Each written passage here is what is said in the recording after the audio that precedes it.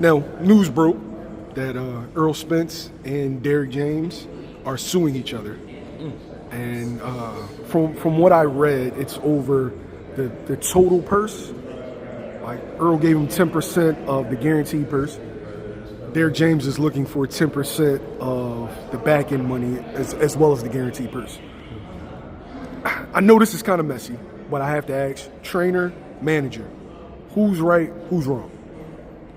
Well, for me, from a managerial perspective, as managers, we don't really get involved with trainer and fighter relationship.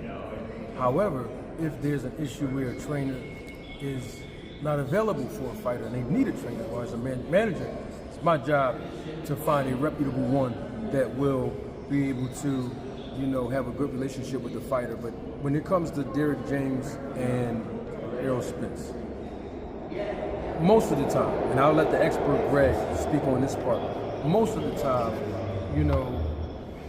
fighters and trainers, they usually make agreements on a handshake. It's not even on paper most of the time. So it's kind of hard if you file a lawsuit and you don't really have no proof. Now, if there's text messages and phone conversations that could be emails like, hey, you gave me a promise that you was going to pay me the 10% plus, you might have something there. But from my standpoint, when you look at a guy like Errol Spence and a guy like Derrick James, they've been together since puppy days. We should never have to go through this, is what I'm saying. Okay, the agreement is 10%, but I shouldn't have to worry about if you're going to pay me backhand and all that, because at the end of the day, throw him something. Looked out. Derrick James looked out for Errol Spence. We all know that. His whole style is Derrick James. No disrespect to Spence. He's a really good fighter. I'm talking business now. All I'm saying is you gave him the 10, so if that was the agreement, you reached the deal, no problem.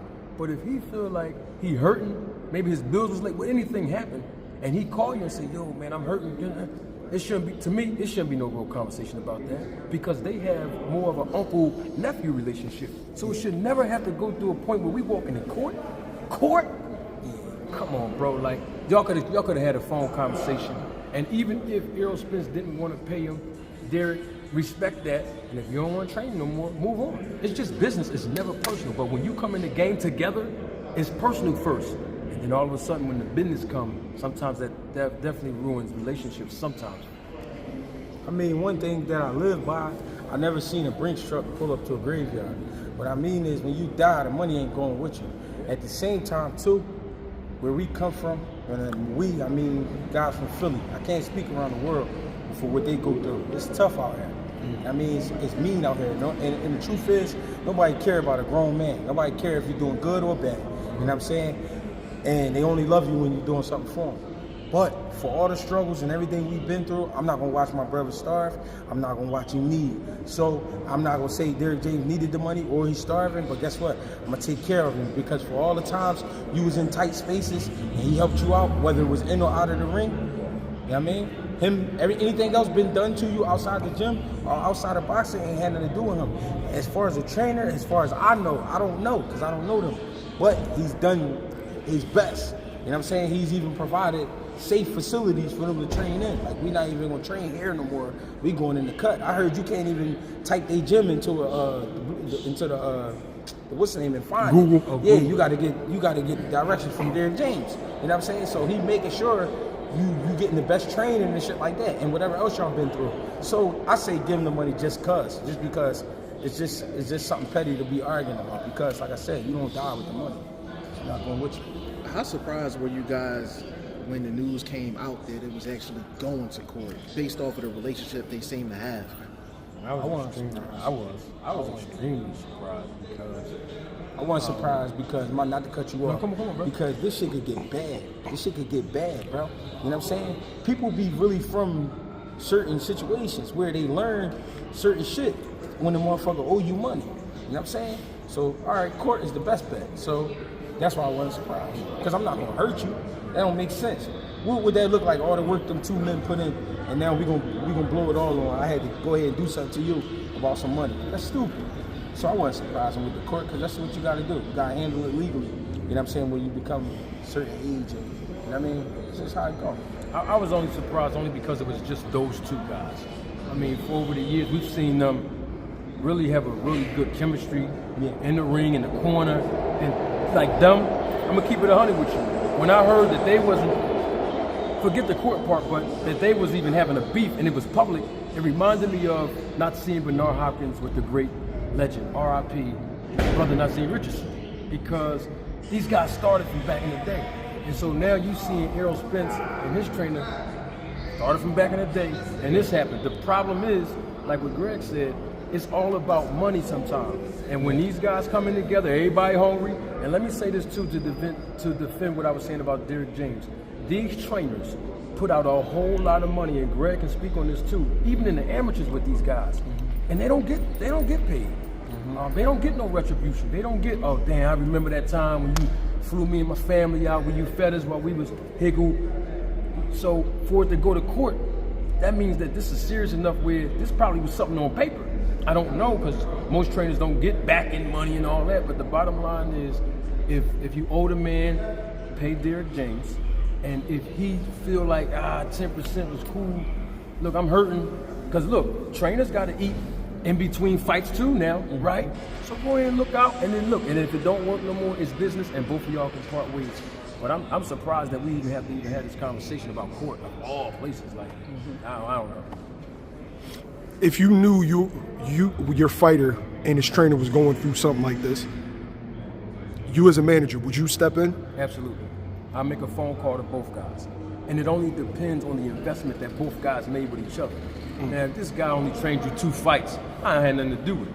But you're talking 20-something years, this probably could have ended with a mature phone conversation. I mean, for real, but sometimes it don't. Like Greg said, nothing surprising in boxing. Anything happens. But I wouldn't get in the middle of it if these guys was uncle, brother. They have an uncle, brother. That's like family. So really, I got to stay out of it as a manager. That's like family. These guys might hurt each other. But if word is that they're going to court, is it one of those things where you're like, phone call. y'all going to court? I stayed on the sideline sooner. Put it like this. I'll make a phone call. Put it like this. When they was out, where did Bud and him fight? In Vegas? Yeah. When they was in Vegas and Bud tried to play with Derrick James. Derrick James was like, what's up? Yeah. That's who you got rolling with you. That's who you got rolling with you. You don't got no sucker. You got a real dude rolling with you. He willing to go to war over you. Bud wasn't acting like that because of Derrick. He was acting like that because of Errol. That's true. That's the reason we here. That's true. So this not my trainer. This my brother. This my uncle. This my old head. You know what I'm saying? So for that alone, I don't want him. If me and Marty see each other and we in LA, guess what? Marty, you good? Yep. G, Same you here. good? Same here. Yeah, I'm cool. Same All right, here. let me know if anything. Yep. Because there's a lot of shit going on out there that we don't know where it's coming from, how it's coming, and I got to make sure he get back to Philly. He got to make sure he got to get back to Philly. That's just how we roll. That's so right. If I eat, Marty, you eat something? Yep. No, I just ate. I'm good. You sure? That's right. I mean, a soda, something. I'm not letting you go out like that. So at the end of the day, whether they talk about it or not, he was there when you wasn't fighting for nothing. It's true. You know what I'm saying? When coaches be paying out of their pocket to go to these nationals, $2,500, $3,000, whatever they got paid, then some of them be taking 15 kids, all this crazy ass shit. Don't nobody ask them what they need. Yep. Yeah, sometimes you get sponsors, stuff like that. But a lot of times the parents don't be pitching in. They act like they do. $200-$300 maybe. All right, cool, and we appreciate it. But at the same time, like, that's what you give them a percentage for. Because all the times you ain't get nothing. We left with a trophy. Like, all right, cool, yeah, and I'm glad you won. That's what we here to do. But at the same time, don't front on the money. Don't front when the money comes. Don't get like that, because then now you could turn somebody's whole life around. Because they like, you know what, I'm done with this shit. Like, you know what I'm saying? When you win, it's supposed to be a win for us. And that's right. But the world is so selfish, and they preaching selfish, that these type of situations happen, and people don't care no more. I mean, I had to get away from certain people because of money. Like, I mean, dudes mentioning certain things they shouldn't be mentioning, saying shit out their mouth they shouldn't be saying. I'm like, let me get away from it. I mean, because this shit gonna get bad, and it's bad that it gets that bad, but it does. And at the end of the day, like Marty said, what about when none of y'all fighting? He still got to make money. He still got to make money. I never heard of Derrick James being a contractor or doing some other shit or a doctor. He a boxing coach. You know what I'm saying? So if ain't nobody fighting, he ain't making no money. Or he not making the money he used to make it. You know what I'm saying? So you got paid. Hey, him and Charlo were out of the ring for what? Over a year. Over a year. Yeah. So That's a hell of, I feel And you. guess what? Bills ain't gonna stop. Nope. Bills gonna keep creeping up every month. And it would have been great if they could have came to something where, look, instead of it being 10, after maybe a year or 2 or 3, when the real money start coming, I pay you 20%. It don't always have to be 10. Or what about a set number? Or a set Like number. instead of you getting a disagree on percentage, that? like look, you take 800,000. You know this next fight. Nothing wrong with that. Listen. With Brill, I take my 10%, right? But for real, I'm doing more than a trainer. Yeah. But I discuss everything with him, and then I leave it up to him if he gonna throw an extra couple dollars. And most of the time he do. Him, Jay, no, because we was doing. You know what I'm saying? And I be like, bro, look, we ain't fight for how long? You know what I'm saying? But I ain't worried about that. I'm just saying we had to wait all this time. You know what I'm saying? So sometimes you gotta remind people too, though, but then again, guess what? These is two dudes that we do not know personally. Yeah, don't know. We don't know what's going on. I mean, at the end of the day, but would I want to be treated like that? No. Would I go to court? Yeah, if it was worth it. If it was worth it, I would. Well, millions is definitely worth it. That's why you go to court. This ain't over no 50,000.